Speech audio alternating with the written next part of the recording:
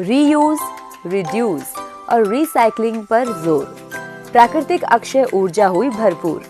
स्वच्छ इंजन, खुशहाल पर्यावरण।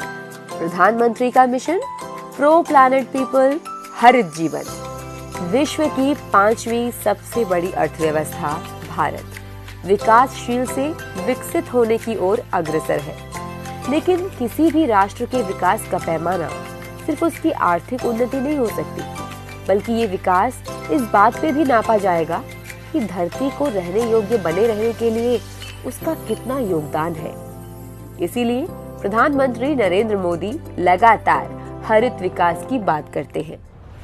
हरित विकास यानी ऐसा विकास जो पर्यावरण के लिए नुकसानदेह ना हो, जिसमें धरती, जलवायु, हवा, पानी सब सुरक्षित रहे। और इसके लिए मोदी सरकार लगातार काम कर रही है। सत्ता में आते ही प्रधानमंत्री ने स्वच्छता को आदत बनाने का आह्वान किया। क्लीन और हेल्दी एनवायरनमेंट के लिए प्रधानमंत्री के विजन में जन भागीदारी का अहम स्थान है। स्वच्छता से लेकर सिंगल यूज प्लास्टिक के इस्तेमाल से बचने तक उन्होंने लोगों को पर्यावरण में योगदान देने और जीवन शैली में बदलाव लाने के लिए लगातार प्रोत्साहित किया है। इस उद्देश्य को मिशन लाइफ का नाम देकर, उसे जन आंदोलन का रूप देकर उन्होंने ये तय किया है कि इसका स्थायी और बड़े पैमाने पर असर हो। स्वच्छ भारत मिशन के चलते अब भारत खुले में शौच मुक्त देश बन गया है।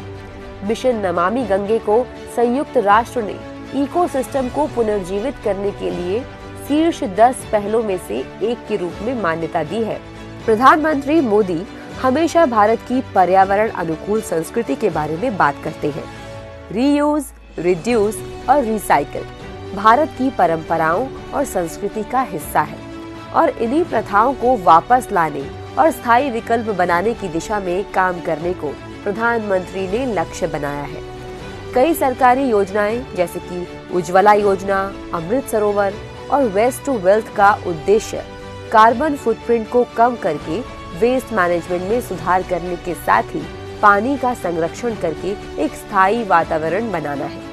प्रधानमंत्री नरेंद्र मोदी की इन सब पर पहल का नतीजा है कि आज भारत के पास चौथी सबसे बड़ी रिन्यूएबल एनर्जी कैपेसिटी है। विंड एनर्जी और सोलर एनर्जी में भी हम चौथे स्थान पर हैं।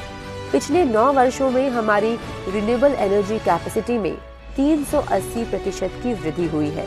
उज्ज्वला योजना, पाइप्ड कुकिंग गैसों ने अब 3/4 से अधिक आबादी को कुकिंग के लिए स्वच्छ ईंधन उपलब्ध कराया है, जिससे पर्यावरण प्रदूषण में राहत मिली है।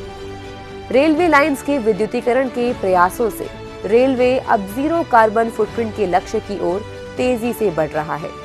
बीते 9 सालों में भारत क्लाइमेट चेंज के खिलाफ लड़ाई में एक ग्लोबल लीडर के रूप में उभरा है। एक और एमिशन रिडक्शन और ग्लोबल क्लाइमेट चेंज समझौते पर बातचीत, तो दूसरी ओर रिन्यूएबल एनर्जी के भरपूर इस्तेमाल तक देश पर्यावरण संरक्षण के लिए हो रहे अंतर्राष्ट्रीय प्रयासों की अगुवाई कर रहा है। ग्लासगो में आयोजित COP26 शिखर सम्मेलन में प्रधानमंत्री मोदी ने जलवायु परिवर्तन को रोकने की दिशा में दुनिया को पंचामृत का मंत्र दिया, जो व्यापक दृष्टिकोण के साथ एक ऐसा रास्ता तैयार करता है जिसका पूरा वैश्विक समुदाय बार बार अनुसरण कर सकता है। प्रधानमंत्री मोदी के क्लाइमेट जस्टिस के सिद्धांत ने COP21 से ये सुनिश्चित किया है कि जलवायु पर होने वाले वार्ताओं में इक्विटी कंसर्न को नजरअंदाज नहीं किया जाए। भारत का निष्पक्ष समझौते पर जोर है और वो वैश्विक मंचों पर विकासशील देशों की आवाज के रूप में उभरा है। भारत की सक्रिय भागीदारी ने ये सुनिश्चित किया है कि विकसित अर्थव्यवस्थाएं पर्यावरण के प्रति अपनी जिम्मेदारी से बच नहीं सकती है। साथ ही जलवायु से संबंधित महत्वाकांक्षी लक्ष्यों को प्राप्त करने में भी देश सफल हो रहा है।